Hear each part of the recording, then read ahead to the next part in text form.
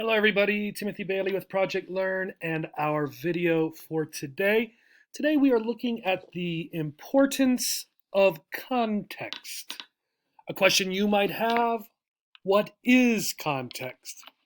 Well, context is very important, super important for language. And here are two definitions, and they're very similar. One is sort of a small context, and one is a larger context. So look at definition one. The words that are used with a certain word or phrase and that help explain its meaning. This is the sentence or the paragraph, either in writing or what you hear, right? The language neighborhood is a good example of the word you're looking at, right? That is the context. Number two is a larger context. It's the situation in which something happens, the group of conditions that exist where and when something happens, the setting, the people involved, the situation or problem that you find yourself in, right? That is the context. And we're going to look at some examples sort of related to both of these definitions of context. Let's go ahead and start here. Imagine a teacher says, "Call me Tiana." Okay. Now, call me depends on the context, right? Here's Tiana and one of her students. Okay. We might call our neighbor, we might call our mother, we might call our friend, right? Is that what is being said here? Is this Tiana? And this person is telling her, "Call me Tiana"? No. Here, call me is referring to me as Tiana, right? Use this word, Tiana, this name, when you are talking to me.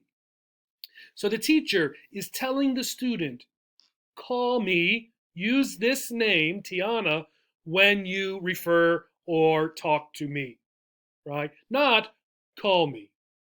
Let's look at another example then. Here, right, we have a woman on the ground and we have a man right here, right? The woman says, "Call me an ambulance." And the man says, "You're an ambulance." Now here we have a confusion with "call me," right? And this is why these sort of language things are funny. We look at them on Fridays. The woman here, right, means something different than what Tiana meant when she was talking to her student. But the man understands it the same way the student is supposed to. So he says, "You're an ambulance," right? He's calling her that. There's a few clues, however, right? Three clues to know that that's not what we mean, not what the woman means. One is the use of an article, right? Okay. We don't usually use an article when we want someone to call us something, right? Like not when we're using that as our name, as Tiana did, okay? Another clue, ambulance, right?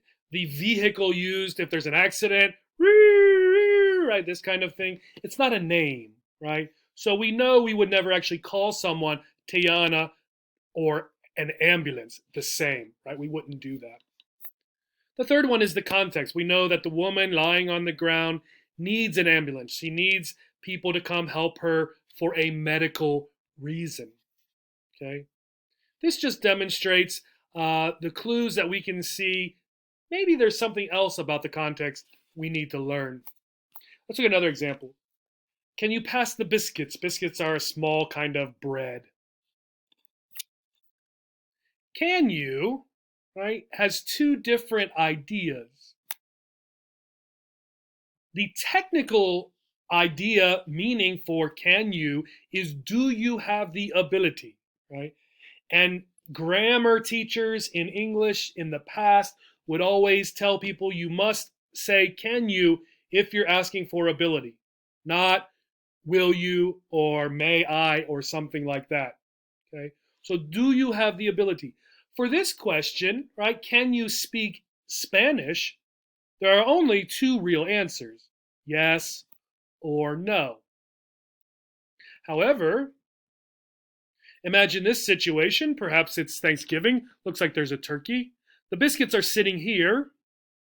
Now imagine this person, perhaps the grandfather, would like the biscuits. So he asks someone over here or someone over here, can you pass the biscuits?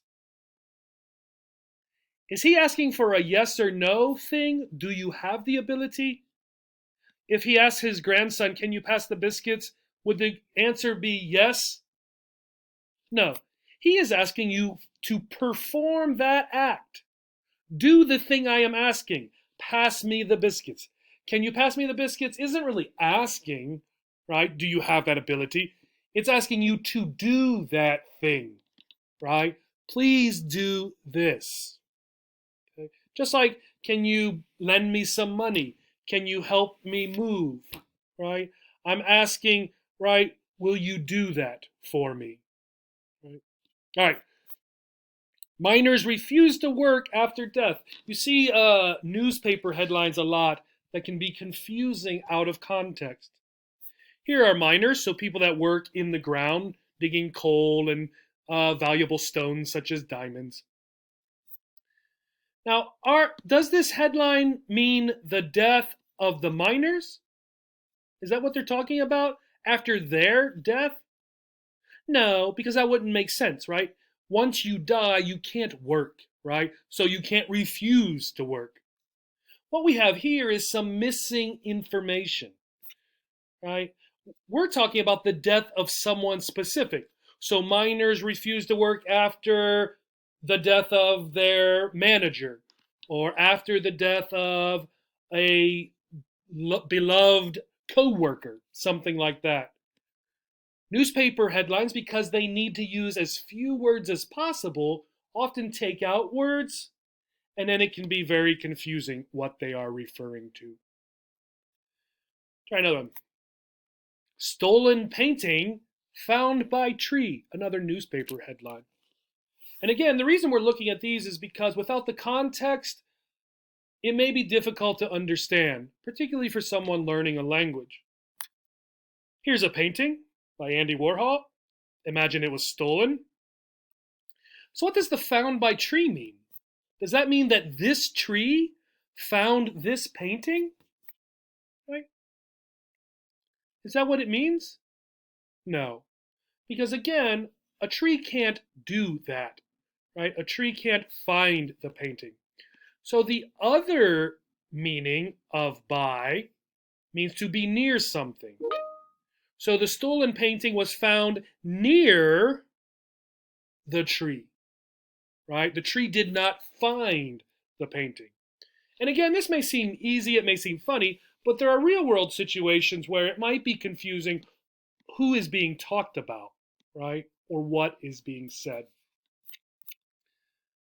Raul went to the bank. So here we're talking about the bank. Okay.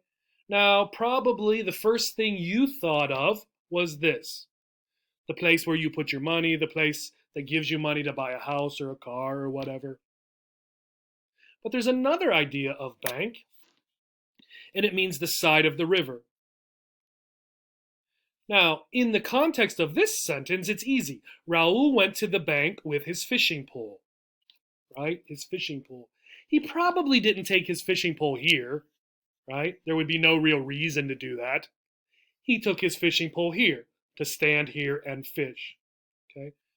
But if we didn't have this context, if it just said Raul went to the bank, it could be either one of these, right?